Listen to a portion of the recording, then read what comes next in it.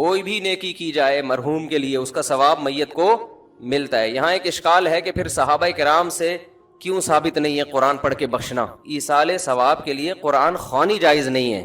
تو نبی صلی اللہ علیہ وسلم نے فرمایا جب انسان کی موت ہو جاتی ہے 3 چیزیں جاری رہتی اس کے عمل میں سے، صدقۃ جاریۃ، جو اس نے صدقہ چھوڑا جو ہمیشہ چلتا رہے گا، ولد صالح یدعو لہ، نیک اولاد جو اس کے لیے دعائیں مانگتی رہے گی، علم ینتفع بہ، وہ علم جس سے لوگ فائدہ اٹھاتے رہیں گے۔ اب لوگ کہتے ہیں اس میں ایصال ثواب کہاں سے آ گیا؟ اس سے بھی واضح ایک اور حدیث ہے جس میں آتا ہے ایک صحابی نے نبی سے عرض کیا یا رسول اللہ، ایک صحابیہ نے عرض کیا میری والدہ کا انتقال ہو گیا ہے، افاتصدق عنہا، کیا میں والدہ کی طرف سے صدقہ کر سکتی ہوں؟ آپ نے فرمایا ہاں۔ تو صدقہ اس کا ثواب کہاں کس کو پہنچ رہا ہے؟ اولاد صدقہ کر رہی ہے، اولاد دعا مانگ رہی ہے، ثواب کس کو مل رہا ہے؟ والدین کو مل رہا ہے۔ تو اسی سے فقہا نے استدلال کیا کہ صدقہ چونکہ ایک نیکی ہے تو کوئی بھی نیکی کر کے مرحوم والدین کو پہنچائی جا سکتی۔ اس کے لیے حدیث کے حوالے کی ریفرنس کی الگ سے ضرورت نہیں ہے، یہی ریفرنس کیا ہے؟ کافی ہے۔ اب لوگ کیا کرتے ہیں مسجد میں دریاں بچھا دیں، بھئی اس کا ثواب کس کو ملے گا؟ والدین کو۔ بعض لوگوں کو اشکال ہے کہ یہ دریاں بچھانا کہاں سے حدیث سے ثابت ہے؟ بھئی جب صدقہ کہہ دیا تو نیکی آ گئی نا، اس میں ہر نیکی آ گئی اس کے اندر، اس میں قرآن کی تلاوت کرنا بھی آ گیا، اس میں کسی غریب کو کھانا کھلانا بھی آ گیا، اس میں یتیم خانے میں پیسے جمع کرانا بھی آ گیا، اس میں یتیم خانہ بنانا بھی آ گیا، اس میں کسی مدرسے کے ساتھ تعاون کرنا بھی آ گیا، اس میں 2 رکعت نفل نماز پڑھنا بھی آ گیا۔ کیونکہ اگر آپ کہتے ہو کہ یہ سب کچھ نہیں ہے، حدیث دکھاؤ تو حدیث میں تو کنواں کھودنے کا تذکرہ ہے، پھر کنویں کے علاوہ تو کوئی ثواب پہنچے گا ہی نہیں۔ اب یہ کتنی عجیب سی بات ہوگی کہ آپ انسانیت کی خدمت کے لیے کنواں کھدواتے ہیں، اس کا ثواب ابا کو پہنچ رہا ہے، سبیل بنواتے ہیں تو اس کا اللہ ثواب نہیں پہنچائے گا۔ کیوں؟ بات تو ایک ہی چیز ایک ہی ہے نا۔ اور جب کوئی مفتی کہتے نہیں اگر آپ نے سبیل بنوا دی، کسی سفر میں کہیں راستے میں کولر پانی کا رکھ دیا تاکہ اس کا ثواب ابا اماں کو پہنچے، اگلا کہتے ہیں حدیث دکھاؤ، کولر کا کہاں تذکرہ ملتا ہے حدیث میں؟ تو یہ سینس لیس ہونے کی علامت ہوگی کہ نہیں ہوگی؟ تو آج کے جو نئے نئے مجتہدین مارکیٹ میں یوٹیوب پہ آ رہے ہیں نا، ان کا جو سوچنے کا اسٹائل ہے نا وہ بہت محدود اور فقہی بصیرت سے بالکل خالی، وہ ریفرنسز پہ چل رہے ہوتے ہیں کہ دیکھو حدیث میں آتا ہے صدقہ کرنے کا ثواب پہنچتا ہے تو ریفرنس ہم نے حدیث کا دے دیا صدقے کا، قرآن پڑھنے کا ثواب دکھاؤ کہاں ثابت ہے بھئی، تلاوت کا ثواب ماں باپ کو ملتا ہے یہ کہاں ثابت ہے؟ تو بھئی صدقہ نیکی ہے، حدیث کا مقصد یہ ہے کہ جب کوئی شخص مر جاتا ہے تو اس کے اپنے عمل کا دروازہ بند ہو گیا، بعد والا اس کے لیے کوئی عمل کرتا ہے تو وہ دروازہ اللہ کبھی بھی بند نہیں کرتے، یہ اللہ کی رحمت ہے۔ البتہ یہ جو حدیث میں 3 کا عدد ہے نا، یہ 3 سمجھانے کے لیے، 3 نہیں وہ 6 بھی ہو سکتے ہیں، 3000 بھی ہو سکتی ہیں وہ چیزیں۔ تو اس میں خوب سمجھ لیں کہ کوئی بھی نیکی کی جائے مرحوم کے لیے اس کا ثواب میت کو ملتا ہے۔ یہاں ایک اشکال ہے کہ پھر صحابہ کرام سے کیوں ثابت نہیں ہے قرآن پڑھ کے بخشنا؟ بھئی صحابہ تو نیکی پہ ہم سے زیادہ حریص تھے نا، صحابہ سے ثابت کیوں نہیں ہے؟ تو صحابہ سے اس لیے ثابت نہیں ہے کہ یہ عمل اجتماعی طور پہ ناجائز ہے، کیونکہ کوئی بھی نفلی کام اس میں اجتماع کے لیے الگ سے دلیل کی ضرورت ہے۔ اگر وہ الگ سے اجتماع کے لیے الگ سے دلیل نہیں ہوگی تو نفلی کام انڈیویجولی آپ کر سکتے ہیں، انفرادی طور پہ آپ کر سکتے ہیں، اجتماعی حیت پہ آپ نہیں کر سکتے۔ تو صحابہ نے چونکہ اجتماعی حیت پہ نہیں کیا اس لیے ثابت نہیں ہے، انفرادی کیا یا نہیں کیا تو انفرادی عمل بیان نہیں کیا جاتا۔ اب کوئی بھی اپنے والد کے لیے کوئی تلاوت کر رہا ہے کہ اللہ اس کا ثواب اس کو پہنچ جائے، تو یہ تو دل کی چیز ہے نا، اس کو کوئی راوی کیسے ہائی لائٹ کرے گا، کیسے اس کو نمایاں کیا جائے گا؟ تو دل کی بات ہے۔ تو کتنے صحابہ نے نیک اعمال کیے، یہ ثابت ہے کہ انہوں نے فلاں عمل بھی کیا، فلاں عمل بھی کیا، فلاں عمل بھی کیا۔ اب دل میں کیا نیت تھی، اپنے والدین کو ثواب پہنچانا چاہتے تھے یا نہیں، یہ نیت یہ وہ جانے، اللہ جانے۔ ایسے تھوڑی ہوتا تھا کہ یہ پنکھا ابا کے ثواب کے لیے لکھتے تھوڑی تھے لوگ، دل میں نیت ہوتی تھی۔ اس سے یہ بھی پتہ چل گیا کہ قرآن پڑھنا اپنے والدین کے اس کو ثواب پہنچانے کے لیے جائز ہے، لیکن ایصال ثواب کے لیے قرآن خوانی جائز نہیں ہے۔ سمجھتے ہیں کہ نہیں سمجھتے؟ دیر آر 2 types آف قرآن خوانی۔ قرآن خوانی جو اجتماعی سطح پہ ہوتی ہے نا، پبلک آتی ہے، سب قرآن پڑھتے ہیں، تو کتنی قسمیں ہیں اس کی؟ انگلی سے اشارہ بھی کر رہا ہوں، 2 قسمیں، بلکہ ہم 3 قسمیں بنا لیتے ہیں۔ اجتماعی ہیئت میں قرآن جو پڑھا جاتا ہے، سب لوگ اکٹھے ہو کے پڑھتے ہیں، اس کی 3 قسمیں ہیں۔ ایک قسم تو یہ مرحوم کے ثواب کے لیے، ہمارے ابا کا انتقال ہو گیا، تمام حضرات سے گزارش ہے ہمارے گھر تشریف لائیں، آج قرآن خوانی ہوگی۔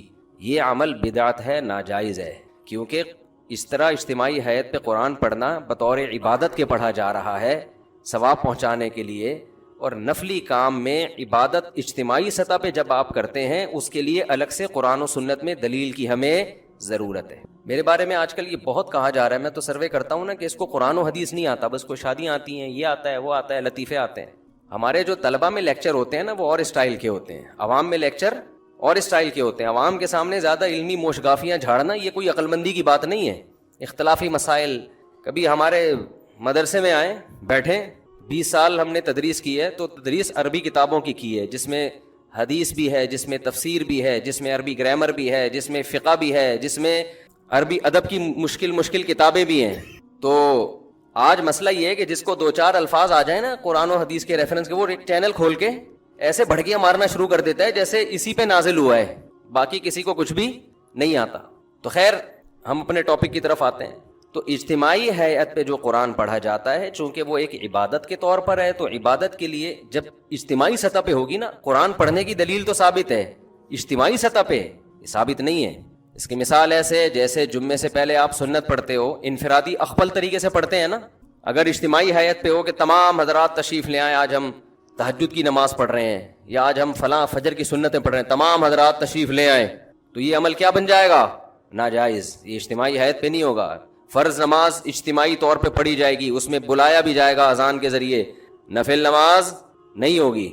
ایک دفعہ میں نے بیان میں یہ کہہ دیا کہ تہجد کی نماز جماعت کے ساتھ، جو اتنی بڑی بڑی جماعتیں ہوتی ہیں، جائز نہیں ہے۔ تو نیچے لوگوں کے کمنٹس آئے ہوئے تھے، لو جی ایک نیا مسئلہ آ گیا، تہجد بغیر۔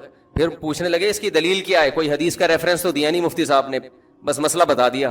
اتنے نیچے نیگیٹو کمنٹس کہ ان لوگوں کو یہ اپنے فرقے کے گول کیپر ہیں، یہ اپنے فرقے کو پھیلانے کی کوشش کر رہے ہیں۔ دیکھو بغیر دلیل کے، جس بیچارے کو یہ نہ پتا ہو، جن بیچاروں کو کہ دلیل اس کے ذمے ہوتی ہے تو دعویٰ کرتا ہے، دلیل کس کے ذمے ہوتی ہے؟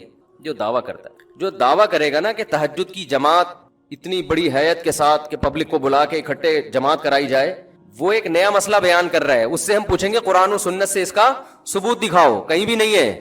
تو دلیل اس کے ذمے جو اس عمل کو جائز کہہ رہا ہے، جو ناجائز کہہ رہا ہے اس کے ذمے ریفرنس پیش کرنا نہیں ہے، وہ بغیر ریفرنس کے اس کی بات زیادہ مضبوط ہے۔ نہیں آئی میرا غلط بات سمجھ؟ میں کہوں وسیم بھائی نے میرے 1 لاکھ روپے چرائے ہیں، اللہ نہ کرے وسیم بھائی ایسے نہیں ہے، وسیم بھائی کہہ رہے ہیں میں نے کوئی نہیں لیے، کورٹ میں کیس گیا، میں کہہ رہا ہوں وسیم نے لیے ہیں، عدالت وسیم کہہ رہے ہیں میں نے نہیں لیے، عدالت مجھ سے کہتی ہے گواہ پیش کرو، دلیل دو، اس نے لیے ہیں، میں کہتا ہوں دلیل یہ دے گا کہ اس نے نہیں لیے ہیں، بولو نا کیا ہو گیا؟ یہ کوئی عقل مندی کی بات ہوگی؟ میں بولوں گا کہ اس نے لیے ہیں، وہ کہے گا میں نے نہیں لیے، عدالت کہتی ہے مجھے کہ گواہ پیش کرو کہ اس نے چوری کی ہیں، تمہیں کوئی کیمرہ دکھاؤ، کوئی دلیل دو، میں کہوں یہ دعویٰ کر رہا ہے کہ اس نے نہیں لیے، یہ دلیل پیش کرے گا، یہ عدالت کہے گی بھائی پہلے اپنی کھوپڑی کا علاج کراؤ۔ تو قرآن و سنت کے ساتھ جو ہے نا، جو آج کل نئے نئے اسکالر آ رہے ہیں، انہوں نے اسی طرح تختہ مشق بنایا ہوا قرآن و سنت کو۔ تو وہ میں کہہ رہا تھا کہ اجتماعی حیت پہ قرآن خوانی کیا ہے میرے بھائی؟ بولو نا جائز نہیں۔ اس کیوں جائز نہیں؟ جب اجتماعی سطح پہ کوئی عمل کرتے ہیں، جیسے تہجد ہے، تہجد میں نبی صلی اللہ علیہ وسلم نے لوگوں کو جمع کر کے کبھی نہیں بلایا، کوئی ایسی روایت نہیں ہے، ہمیشہ آپ نے تہجد پڑھی، 1 2 3 4 صحابہ آپ کے ساتھ شامل ہو گئے، یہ جائز ہے، ہم بھی اس کو جائز کہتے ہیں۔ امام ابو حنیفہ کو چونکہ قرآن و سنت بہت اچھی طرح سے آتا تھا، لہذا اس عمل کو امام حنیفہ جائز کہتے ہیں۔ بھائی اتفاقی طور پر کوئی تہجد کے لیے کھڑا ہوا ہے، 2-4 آدمی اس کے پیچھے آ جائے، اعلان کر کے کہ فلاں اتنے بج کے اتنے منٹ پہ ہمارے یہاں تہجد کی نماز ہوگی، تمام حضرات تشریف لے آئیں، اس کا ثبوت ہمیں قرآن و سنت میں نہیں ملتا، صرف رمضان میں حضرت عمر کے عمل سے ملتا ہے، تراویح جس کو کہا جاتا ہے، اس لیے اس کو نام بھی الگ دیا گیا۔ سمجھتے ہو کہ نہیں سمجھتے؟ اس میں اجتماعی حیت، اور حضرت عمر نے کیوں؟ اس لیے کہ نبی نے یہ رمضان میں 3 دن کیا، پھر چھوڑ دیا تاکہ فرض نہ ہو جائے، تو حضرت عمر سمجھتے تھے کہ آپ نے اس لیے چھوڑا فرض نہ ہو جائے، یہ اس کی علامت ہے، آپ اس کو زندہ رکھنا چاہتے تھے، تو اب فرضیت کا امکان ختم ہو گیا، لہذا حضرت عمر نے اس عمل کو دوبارہ شروع کرا دیا۔ تو رمضان گیا اور وہ تراویح کی نماز گئی، اس میں قیام اللیل کا بھی ہمیں ثبوت نہیں ملتا کہ الگ سے پھر رات کو اجتماعی حیت پہ نماز پڑھی جائے۔ تو قرآن خوانی کیا عمل ہے میرے بھائی؟ غلط ہے، اس کو ترک کر دینا چاہیے۔ جب کسی کا انتقال ہو جائے تو آپ اخبل طریقے سے، سب سے بہتر تو وہ چیز ہے جو منصوص ہے، جس کا حدیث میں صراحتاً ذکر ہے، وہ صدقہ خیرات ہے، سب سے بہتر وہ ہے۔ اس کو آج کل لوگ فوکس نہیں کر رہے، قرآن خوانیوں پہ پورا زور لگایا ہوا ہے، اور پھر اس میں دیگیں چلتی ہیں، کھانے چلتے ہیں، لوگ آتے ہیں بوٹیاں پھوڑ رہے ہوتے ہیں، کہ عجیب ہی منظر ہوتا ہے، ولیمے اور میت کا فرق کیا ہو گیا؟ ختم۔ تو یہ پھوڑنے پھاڑنے کے ٹائم نہیں ہے، یہ اخبل طریقے سے چپکے سے غریب کو صدقہ کر دو، اور اپنے طور پہ کوئی تلاوت کرنا چاہے تو اس میں بھی کوئی حرج نہیں ہے، اگرچہ تلاوت میں فقہا کا اختلاف ہے، لیکن صدقے میں سب کا کیا ہے؟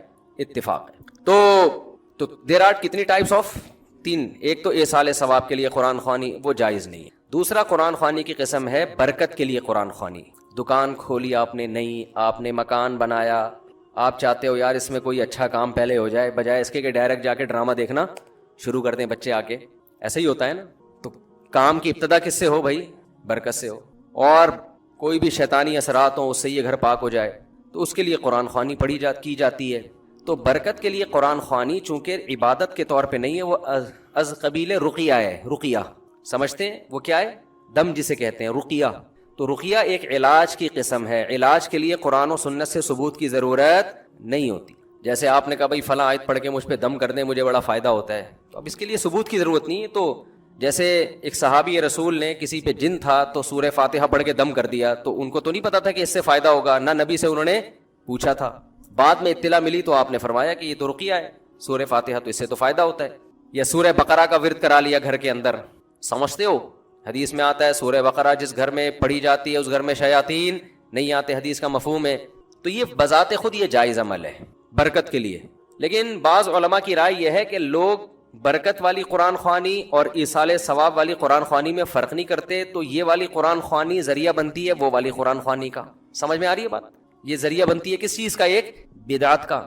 ایک بات تو یہ. دوسری بات یہ کہ جو برکت کے لیے قرآن خوانی عام طور پہ گھروں میں ہوتی ہیں، مدرسوں سے بچوں کو بلایا جاتا ہے، بچے بیچارے کھاپے کی نیت سے آتے ہیں، وہ صحیح طرح پڑھتے بھی نہیں ہیں، انتظار کر رہے ہوتے ہیں کھانے میں کیا ملے گا. ابے فلاں کے یہاں گئے تھے، ایسی مزے کی نہاری کھلائی تھی، اس کی بریانی میں بوٹیاں ہی نہیں ہیں، گوشت ایسا ہے، تو برکت گئی تیل لینے.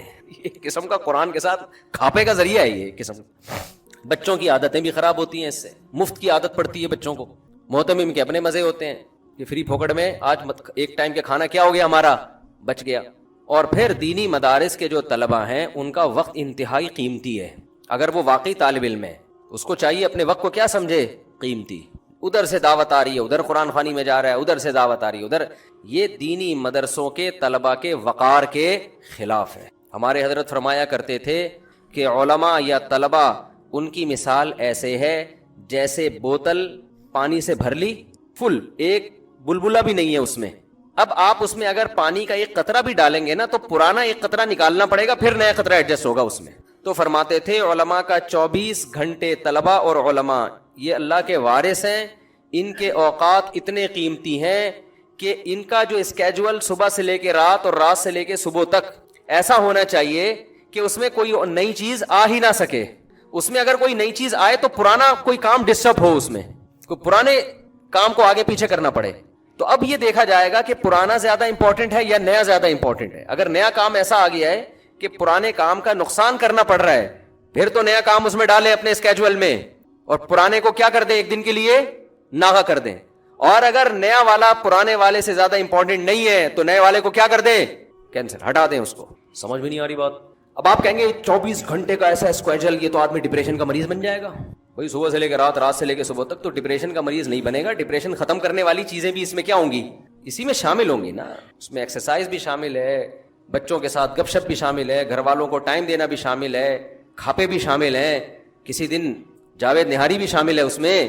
کبھی چلے گئے تو وہ کون سی نہاری تھی جو اس دن کھائی تھی؟ وہ والی نہیں، نہ وہ مزے کے لیے. مجھے یوٹیوب پہ ویڈیو بھی آئی ہے میری آج کل، کسی نے چپکے سے کیمرے سے بنا کے ڈال دی، زاہد نہاری نا طارق روڈ پہ، وہ بھی شامل ہے. مزہ نہ آئے پیسے واپس.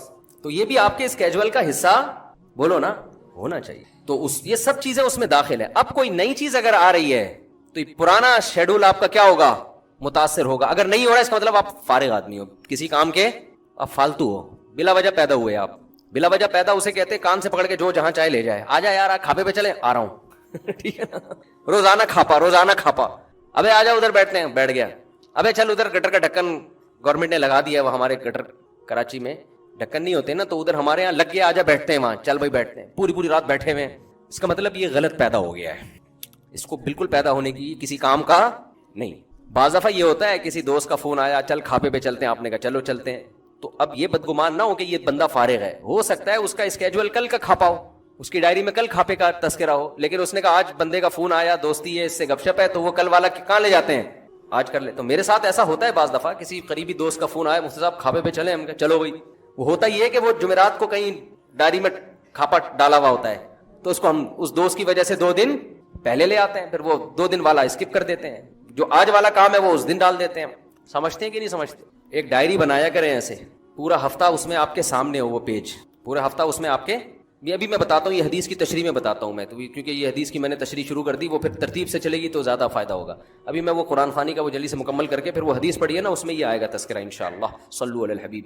تو خیر، آپ نے دوسری قسم ہے قرآن خوانی کی رقیہ، جس کو برکت کی قرآن خوانی کہتے ہیں. تو فی نفسی ہی یعنی بذات خود یہ جائز عمل ہے، لیکن بعض علماء اس کے خلاف ہیں کہ بھئی گھر والے بیٹھ کے کر لیں، جیسے سورہ بقرہ پڑھنی ہے سب اکٹھے گھر والے کر لیں. یہ باہر سے ادھر ادھر سے پبلک کو بلانا اور یہ سب چیزیں، اس کے فسادات زیادہ ہیں، اس میں وہ برکت رہتی بھی نہیں ہے. کھاپے کا تذکرہ زیادہ ہوتا ہے، اور جو رقیہ کا جو مقصد تھا وہ مقصد پوری طرح حاصل نہیں ہوتا. بہرحال اگر کوئی کرتا بھی ہے تو اس پہ اتنا سخت انکار نہیں کیا جائے گا.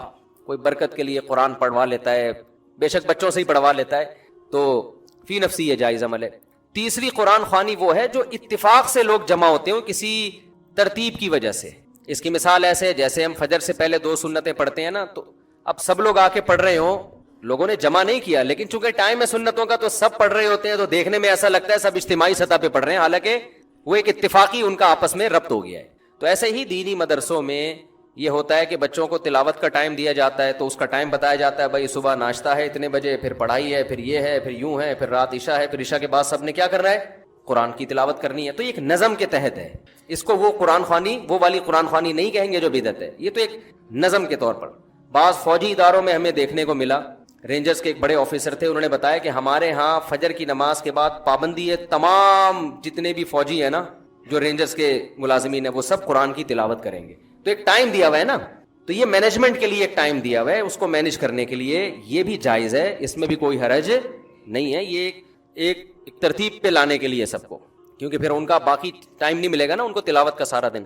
تو گھر میں بھی آپ کر سکتے ہیں، بچوں کے لیے ایک ٹائم بنا دیں، بھائی صبح اتنے بجے سے لے کر اتنے بجے تک سب بچے انسان کے بچے بن کے بیٹھ جائیں گے.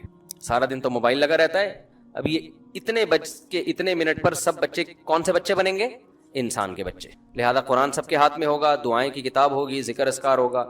اسی طرح یہ بھی ہے کہ اجتماعی ہیئت پہ ذکر اللہ بھی جائز نہیں ہے. خوب سمجھ لیں، جیسے اعلان ہوتا ہے مسجد سے ہمارے ہاں ذکر کی محفل لگ رہی ہے، تمام حضرات تشریف لے آئیں، پھر سارے آ جاتے ہیں، پھر ذکر کرایا جاتا ہے، یہ بدعت عمل ہے، جائز نہیں ہے. لیکن اگر آپ کسی تربیت گاہ میں گئے ہیں جس کو خانقاہ کہا جاتا ہے، کوئی شیخ و مرشد ہیں جن سے آپ بیعت ہیں، سہ روزہ لگایا آپ نے، 10 دن کے لیے گئے ان کی خانقاہ میں، تو انہوں نے اپنے مریدوں کے لیے ایک ٹائم رکھا ہوا ہے، بھائی صبح اتنے بجے سب نے تہجد میں آنا ہے، یہ ٹریننگ سینٹر ہے نا، اور پھر 7 بجے سب نے ذکر کے لیے بیٹھنا ہے. تو یہ بھی چونکہ اس کا یہ وہ اجتماعی حیات والا ذکر نہیں ہے، بلکہ یہ بھی ایک تربیت کے لیے نظام الاوقات تو ہوگا نا کوئی نہ کوئی، کہ کھانے کا ٹائم ہے تو یہ ذکر کا ٹائم ہے، تو یہ تلاوت کا ٹائم ہے، تو اس یہ وہ بدعت ذکر میں داخل نہیں ہے. لیکن جو نارملی ہمارے ہاں بعض مسجدوں سے اعلانات ہو رہے ہوتے ہیں، یا نمازیوں کو اعلان کیا جاتا ہے بھائی 4 بجے ہمارے ہاں ذکر کیا جائے گا، تمام حضرات تشریف لے آئیں، یہ بدعت ہے. کہ تمام حضرات کیوں تشریف لے آئیں بھائی؟ کوئی آپ کا کوئی وہ چل رہا ہے، اگر کوئی تربیتی پروگرام چل رہا ہے تو جو تربیت کے لیے آئے ہوئے ہیں وہ بیٹھے ہوئے ہیں آپ کے پاس، تو ان کو آپ بتا دیں بھائی عصر کے بعد ذکر ہوگا، مغرب کے بعد تلاوت ہوگی، 4 بجے تہجد کے لیے سب اٹھیں گے، اور تمہارے باپ کو بھی اٹھنا پڑے گا اس میں، یعنی معذرت کے ساتھ، یعنی زبردستی اٹھائیں گے آپ. تو یہ زبردستی ٹریننگ کے لیے ہے، تو اس کو اس اجتماعی حیات میں شامل نہیں کیا. ہم نے جب 3 دن کی ٹریننگ کروائی کنٹری کلب میں، پورے ملک سے لوگ آئے تھے، تو ہم نے ان کو 4 بجے تہجد کے لیے اٹھاتے تھے، ان کو کہتے تھے آپ کے باپ کو بھی اٹھنا پڑے گا، کسی کو سونے کی اجازت نہیں ہے. اور پھر 5 بجے ہم ان سے جاگنگ کروایا کرتے تھے، اور جاگنگ میں بھی ہم نے ان سے کہہ دیا تھا کہ آپ کے باپ کو بھی جاگنگ بولو کرنی پڑے، کیونکہ جو دیندار لوگ ہیں نا یہ جاگنگ نہ کرنے کی وجہ سے بھی آڑے ترچھے، دیندار کیا سب برابر ہیں اس میں، دیندار تو پھر بھی تھوڑا بہت نماز کے لیے چل کے آ جاتے ہیں. میں دیندار کا تذکرہ اس لیے کیا کہ ہم تو دینداروں کو فوکس کر رہے تھے نا، ورنہ یہ ہماری پوری قوم کا المیہ ہے کہ پوستی پن الحمدللہ اتنا زیادہ ہماری قوم میں آ گیا ہے کہ اللہ کی پناہ. بس اب میں پھر جاؤں گا تو پھر بہت لمبا بیان اسی پہ ہو جائے گا. سوتے ہیں تو سوتے ہی پڑے رہتے ہیں، سوتے رہتے ہیں، نہ چل سکتے ہیں نہ ہل سکتے ہیں. اللہ تعالیٰ مغفرت فرمائے انتقال کے بعد، کیونکہ انتقال کا چانس میں کوشش کرتا ہوں کہیں سیڑھیوں پہ کہیں جانا ہے نا تو لفٹ کے ذریعے حتی الامکان کوشش کرتا ہوں بچوں. کہیں بھی آپ کہیں فلیٹ میں رہتے ہیں، کہیں جانا ہوتا ہے، سیڑھیوں سے جایا کرو میرے بھائی. لفٹ کا استعمال کم، لفٹ کو لفٹ کر دو، لفٹ نہ دو لفٹ کو. لیو لیفٹ ہے نا، لیو دو اس کو لفٹ کو، تو اس کو لفٹ نہیں کراؤ، الا یہ کہ کہیں جلدی ہے.